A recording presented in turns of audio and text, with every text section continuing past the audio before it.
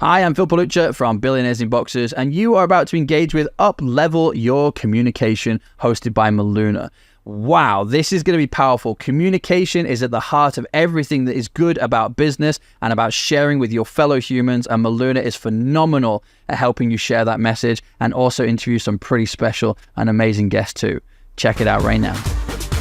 Welcome to Up-Level Your Communication. I'm your host, Dr. Miluna Bausch. Listen to the music of your soul. Your voice matters, and on this show, expert guests will talk about the voice and intentional, enlightened communication, because this is how you will influence and impact the world.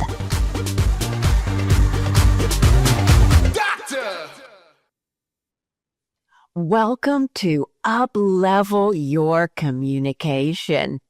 My guest today was born in India, and she lives in Massachusetts. Her studies were in accounting, but she fell in love with coding as a software engineer. She's also an artist, and she has a son with ADHD, which began her journey to today. She is the CEO of Spark Launch, and wait till you hear what she's building. Here's her message for us today. Your heart is your compass. Always follow the path of love. Welcome to the show, Chaya Malavaram. Thank you so much, Miluna. Thank you for having me on the show, and I'm just dying to share my journey. So I appreciate your invite. I'm pretty sure you just said you're living to share your journey, right? You're right. You're right. It's just an expression. We'll have no dying on this show. No dying. No dying. It's all about living. An important thing to say about dying as well, because we know we are all going to die someday. That's the fact. Learning. So it's all about living. Because of that, the focus should be on living to our fullest potential every minute, every second of the day. What a beautiful segue. So to our audience, just breathe with us and enjoy this interview. You're going to love it. My first question, you started in accounting.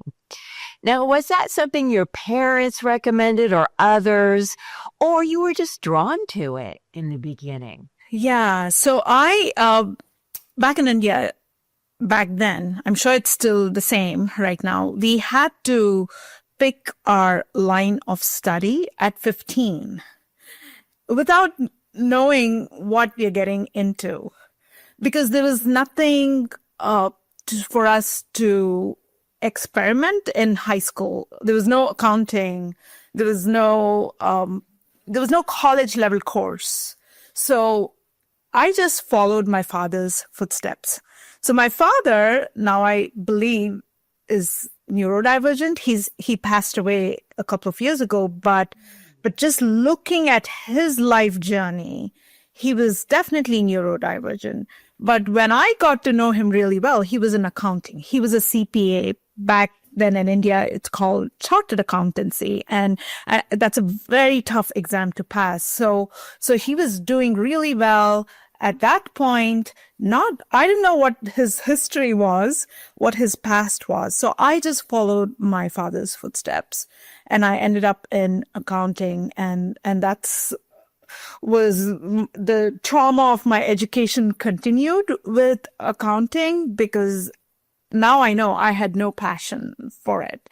I was doing it because I wanted to be like my father, and I wanted to do well. And so I always was ambitious, but it felt like I was going against the force of the wind. I love it. And that leads me to my new question, because I know for myself, many of the jobs I had, I found out I do not want this. I do not like this. So how does sometimes what we don't want lead us quicker to work that does fulfill us? What did you do next? Yeah, unfortunately, back in India, there was no going back. Going back and figuring out what else do you like, right? Once you step your foot forward, you just continue in that path. So I continued for 5 years doing what I was meant to do. At that point, I thought it was accounting and finance, which I have to say, I wasn't terrible at it, but it was how I felt. It is that inner feeling, inner knowing, and the joy. There was absolutely no joy with numbers for me.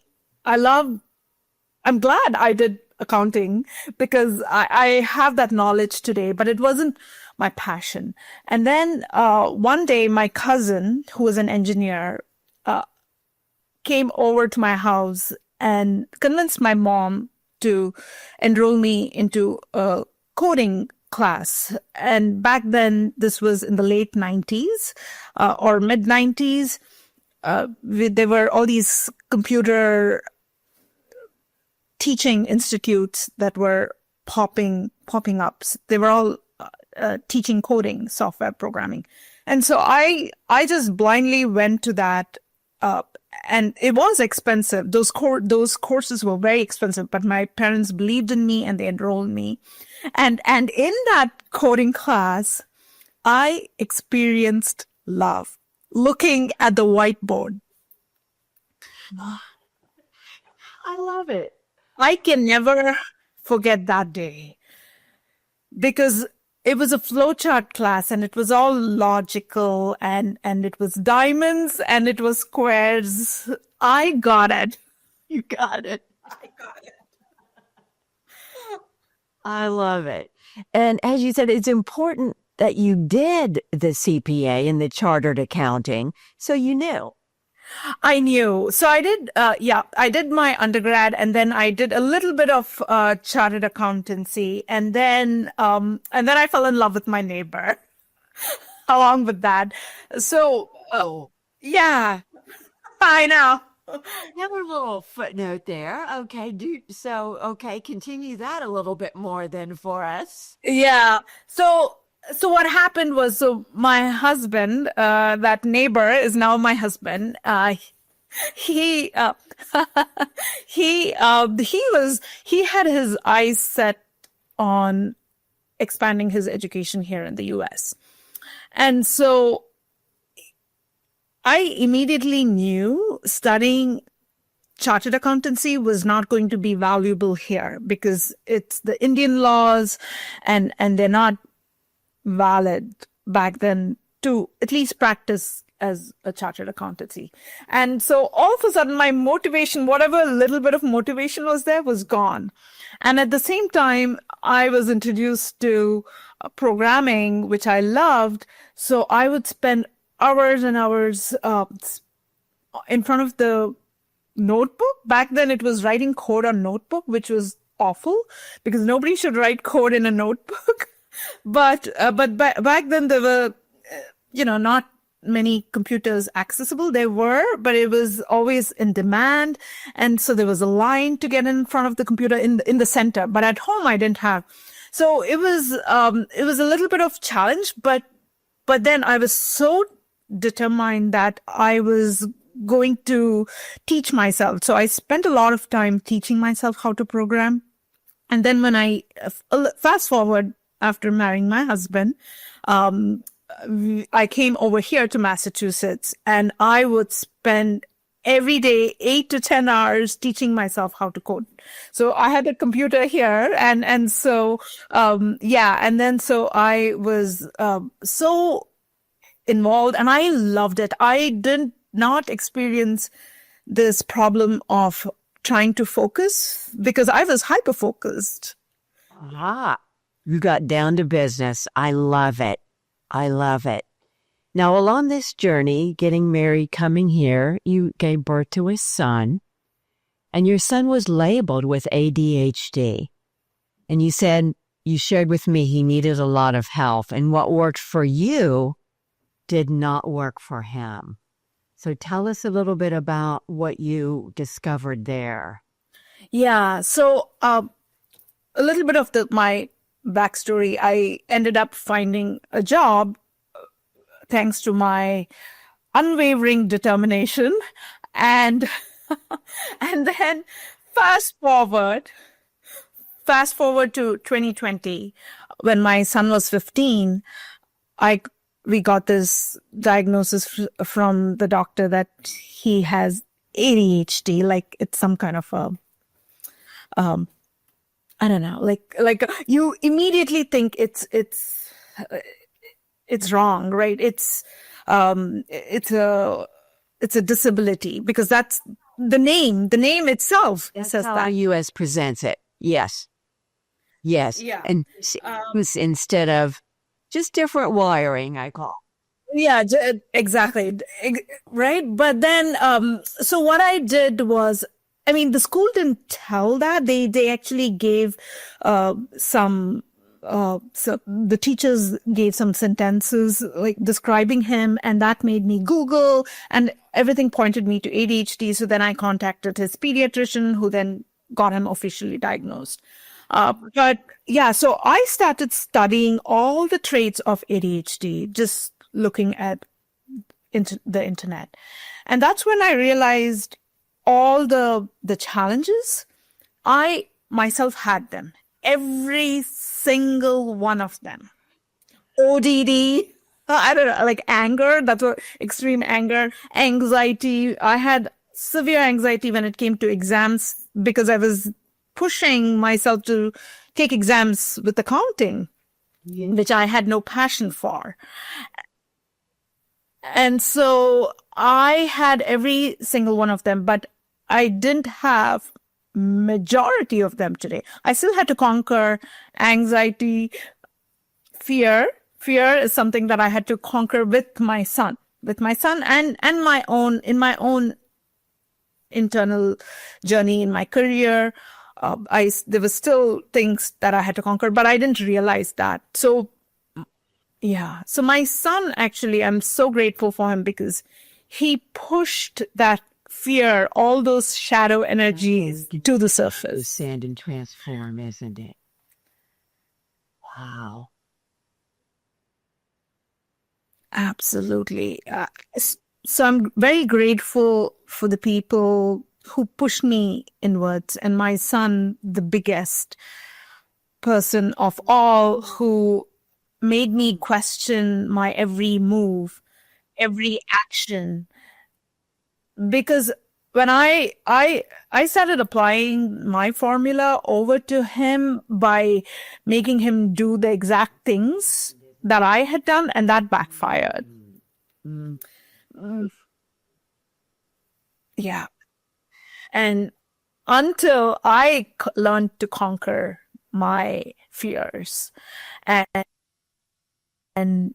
embrace 100%, and that took me to stay and took me to different levels, where I realized I still had a lot of shadow energies that I was carrying, and I had to overcome them to be fully brave and authentic and courageous, being who I was. Who you really are. I love it. Share with folks the message that we spoke about at the beginning of the show. Tell our audience, those of them that are afraid to follow their heart, why do you say listening to our heart and that path of love is the key? Why is it the key to living an authentic, intentional, big, beautiful life? Because it is so easy. Life is so easy, right? But why do we want to be in fear? Is because I think we don't want to experience heartache or heartbreak. because we don't want disappointments. And I'm talking from my own personal experience, even with my son, I wanted him to succeed day one without him going through his own learning lessons. So I had to just get rid of all the fear and embrace love, because in love, there are answers. When we follow our heart takes us to places that might not be familiar, that might be strange, that, like, for instance, even doing this show, the old me would have been very afraid. But the new me, I'm fearless because I'm just myself.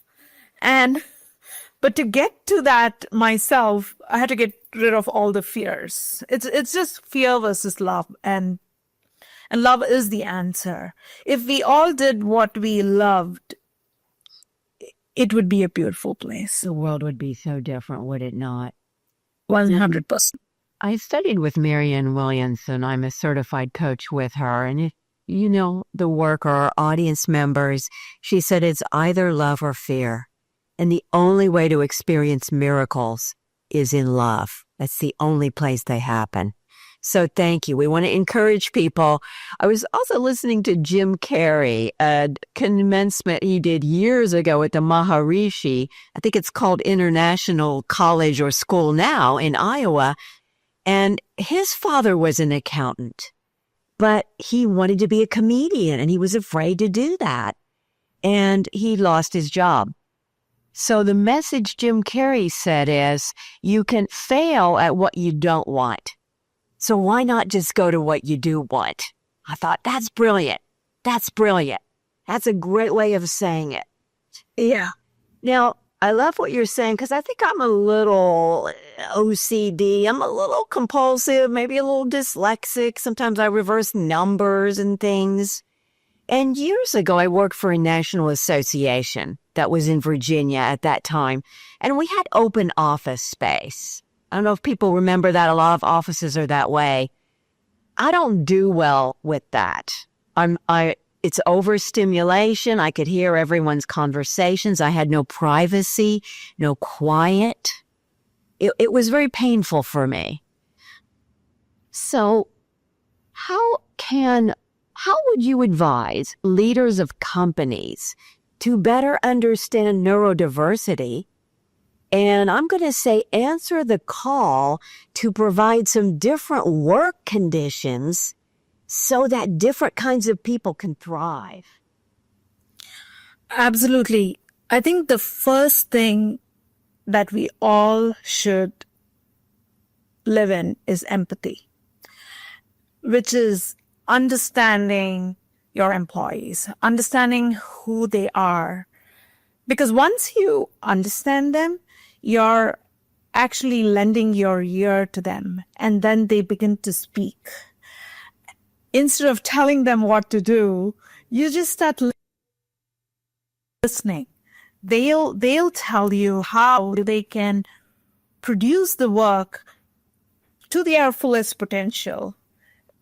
And I think we should all stop judging people by just the visual aspects of it. Like someone walking in at 9 o'clock and sitting there till 5 does not mean that they are actually producing, right? It's just a visual aspect. But we should look deeper into who they are and what they are made up of. And they might be wounded as well. Like I'm talking about the old me. I had so much to say. I had so much to do, but nobody asked me. When nobody asks you, especially if you are not in a leadership position, you only have to go to the HR or, so you're kind of stuck. You just end up being frustrated.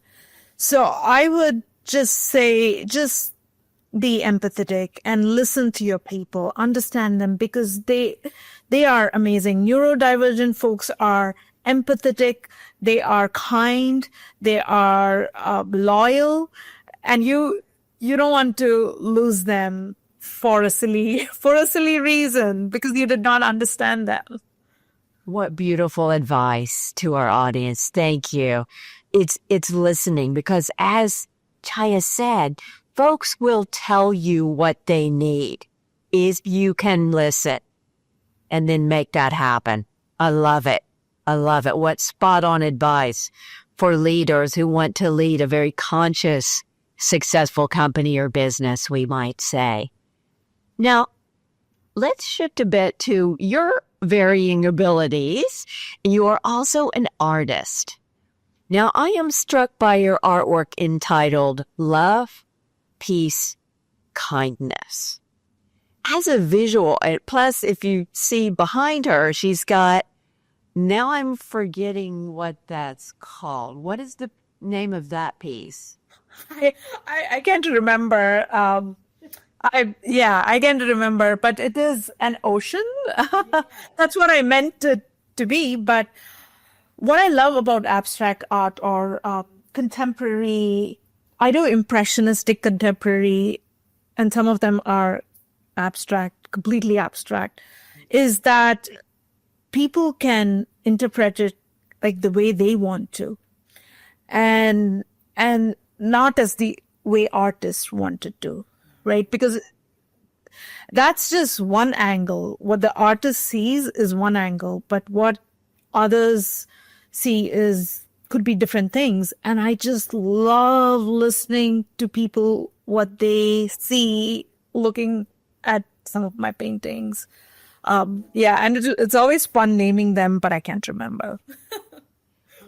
Don't either. I read the title, and your titles give us a way into the artwork, and then we see what we see. But I certainly see the ocean, and I love it. I love it. So that is an aspect of you. And what is the mission around your art and what you're creating? So with my art, I started drawing as a child, copying cartoons, and then grew into portraits, and that never left me with my art. And when my mother passed away in 2009, I wanted to raise money for Parkinson's disease, and that's when I realized I had to create. And I had never created from scratch because till then I had just copied. So I wanted to create and sell them and make money towards Parkinson's. But that mission failed. But in the process, it took me onto this journey of figuring out what is creation.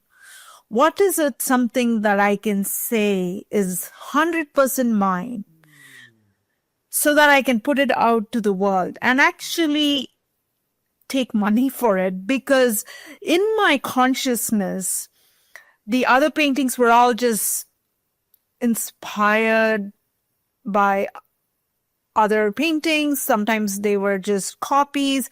So I realized I had to learn to create. And so that creation process took me a lot of years because there was so much trial and error. I absolutely hated my work. And that's how I realized how to critique my own work. That was a whole learning process, which I now use it all the time, because even in coding, I learned how to critique my work, and now with Spark Launch. And so, so throughout, I used to take it to art shows because I needed validation from a stranger. For me, it was not my friends and family. I wanted strangers to like it because they tell you the truth. Right. Especially a paying customer. Paying customer always tells you the truth. And so I wanted to test out my work and I wanted to share. Then what happened was I started seeing people tear up looking at some of my paintings. Not everybody, right? So I also learned what target audiences and how to go put myself in front of my ideal customer. Yes. So I learned a lot. My customers taught me a lot, and the fact that it moved them, I knew it had some healing properties to it. So I was looking for a tagline for my business when I realized in my meditation, I realized that the tagline is to heal the planet. Because why am I looking at just a local area? It has to travel the world. And yeah, so that's my mission, is to paint from a pure place so that that energy is transferred over to whatever I do, whether it's spark launch or my art. It still will always have that healing properties so that it spreads. So delicious. Here we go around the globe, just like this show. We're going around the globe now to our audience. I love it. Now let's talk about your business. And we're going to talk about Spark Launch, your startup. So exciting. Let's talk about communication, my realm, right? All about our communication and presence. What has your speaking and communication style done for your leadership and success? Oh my God, I love this question. It's been nearly 1 year since I started Spark Launch, and nobody knew me because I was the quiet artist who did shows, and I was a quiet developer working with just me and my computer. But I had all these messages inside of me. So I started making these videos on LinkedIn, sharing my voice, sharing my messages that would heal somebody. I don't know who that was. And so I started speaking about authenticity and how important it is to find our true self, because everybody has that authenticity, the spark. And just speaking from that place. Every day I would meditate and speak. So as a result of which, because of my speaking style, which is nothing but just me, there is just me being authentic, started touching so many people, which was amazing, that I realized the power of authenticity. There's a number to it. If people can measure these emotions that is inside of us, there is a number to it. And that is very powerful. So people started hearing that, and they started connecting with me. And now I have a team. I found my team by communication, speaking authentic self. I know my answers are a little roundabout, but I come back to your original question, which was communication. And that's what we do. Neurodiverse. That's what we do. I love it. That is such a testament to meditating, being clear, and speaking from who you really are. So, we promised. Are you excited to find out what she's built? I know you are. You're hanging on the edge of your seat or your computer. Tell us what Spark Launch is. So Spark Launch is a learning platform for neurodivergent children and their communities, which is parents, teachers, schools, because it's not just about the child. It's about everyone around them. So we are getting ready to build this amazing platform which will help neurodivergent learners. We are focusing on ADHD, but I believe it will satisfy every neurodivergent brain type, where they can learn like the way they want to, and they build that confidence, learning in a fun and engaging way. So, because everything in this world should be joy. And when we are in a state of joy, we can do amazing things. So we can not just focus, we can hyper focus. We can be in a happy place, and we all need to be happy. And when we are in a happy place, it doesn't feel like work. It doesn't feel like studying. It just feels like you are meant to be in that place. And so we want to create that environment where children and families enjoy being who they are, because everybody is perfect just the way they are made. How gorgeous is that? Does that not activate our superpowers or brilliance when we learn the way we can learn? And 100 work we're here to do? Absolutely. And that's why they struggle with the educational system right now, which is more linear. And Yes. exactly. Or even as simple as Your CPA. Here.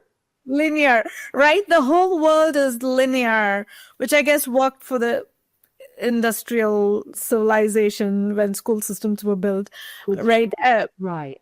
Make us little workers, but we learn, especially neurodivergent folks, they learn in amazing ways. We can connect point 1 to point 8, skipping the in-betweens. And if we allow ourselves, give the freedom and joy to learn the way we want to, we would not be struggling. And we want to provide that confidence and also show direction as to where these children could go and where would they succeed in their lives. Now I know, because you shared with me, you are now taking investors in your company. Wow. Yes, I would, anybody who has this passion and want to support our mission and believe that these neurodivergent children are the change makers, because they have that perfect recipe within them to invent, to create, and take this humanity forward. Because I realized when AI came, I knew no robot can replace me if I lived in my neurodivergence brain, because it is so complex. It's filled with emotions. It is filled with so much that if you're not operating from a soul level, you'll be replaced, right? Jobs. I just kept thinking, oh, nobody can replace my art. I know it can mimic it, but it will not contain that healing energy, right? And that's where that it's so important, because when we create something, even our work, even a little thing, even like cooking, for instance, when we put love into it, people can feel it. Yes. So beautifully said. Words of wisdom from this woman. It is true, because AI does not have a soul. Yes, it might copy your art, but it does not contain the energy, the love, the intention, the human part, the spirit, the soul. Wow. So I can imagine folks are going to want to speak with you. What is the best way to talk about the company? Talk about investing with you, just have a conversation with you. How can folks best reach you? Yeah, please reach me on LinkedIn. I love talking to people. even if they don't want to invest, they can just come chat with me. I always love meeting people, but I would love for people to see the worth in my mission. We have a wonderful team, a lot of them neurodivergent individuals. So we are designing a platform using all our brilliant neurodivergent minds for the children of the future. How So they can reach me on LinkedIn. fantastic. And that will be in the show notes. How perfect. Congratulations on Spark Launch, your huge mission. Thank you so much for being here for us today. The audience loved it. I bet they're feeling more free and contemplating where their heart and soul wants to go as a result of your words today. Thank you so much for having me as a guest. It was a pleasure. Oh, thank you. For my audience, thank you so much for being here with us today. And don't forget to stay tuned for the next episode of Up-Level Your Communication. Bye for now. Thanks for tuning in to our show. If you'd like to have a conversation about how developing your communication and presence skills will connect you to opportunities, impact, income, and fulfillment, let's talk about your future. Go to milunafausch.com and book a conversation with me. You can also find out more about my Forbes book and our podcast music, Strong Body. Thank you for enjoying this content by Billionaires in Boxes. If you would like to be a guest or a host, be sure to get in contact with us at billionairesinboxes.com.